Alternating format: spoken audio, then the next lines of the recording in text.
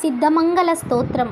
శ్రీమదనంతా శ్రీ విభూషితా పల్లలక్ష్మీ నరసింహరాజా జయ విజయీ భవ దిగ్విజయీ భవ శ్రీమదకండా శ్రీ విజయీ భవ శ్రీ విద్యాధరి రాధ సురేఖా శ్రీరాకేదర శ్రీపాదా జయ విజయీ భవ దిగ్విజయీ భవ శ్రీమదకండా శ్రీ విజయీ భవ మాతా సుమతి వాత్సల్యామృత పరిపోషిత జయ శ్రీపాదా జయ విజయీ భవ దిగ్విజయీ భవ శ్రీమదకండా శ్రీ విజయీ భవ సత్య ఋషీశ్వర దుహితానందన బాపనార్యనుత శ్రీచరణా జయ విజయీ భవ దిగ్విజయీ భవ శ్రీమదకండా శ్రీ విజయీ భవ సవిత్రకాటక చయన పుణ్యఫల భరద్వాజా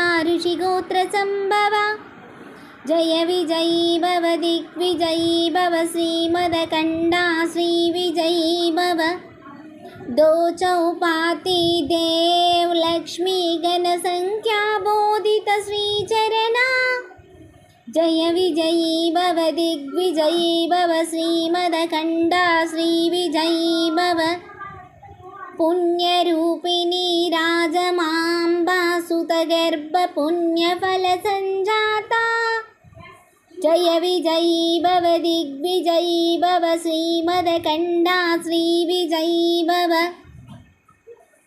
సుమతి నందన నరహరి నందన దత్త దేవ ప్రభు శ్రీపాదా జయ విజయీ భవ దిగ్విజయీ భవ శ్రీమదకండా శ్రీ విజయీ భవ పీఠికాపురా నిత్య విహారా మధుమతి దత్తా మంగళరూపా జయ విజయీ భవ దిగ్విజయీ భవ శ్రీమదకండా శ్రీ విజయీ భవ. స్తోత్ర మహిమ.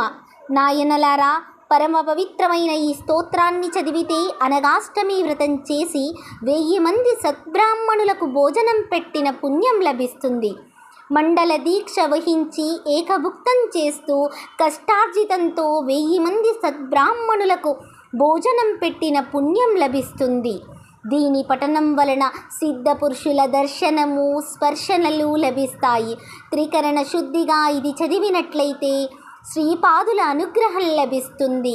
ఇది చదివే చోట సిద్ధులు అదృశ్య రూపంలో తిరుగుతుంటారు అని ఈ మంగళ స్తోత్ర మహిమ.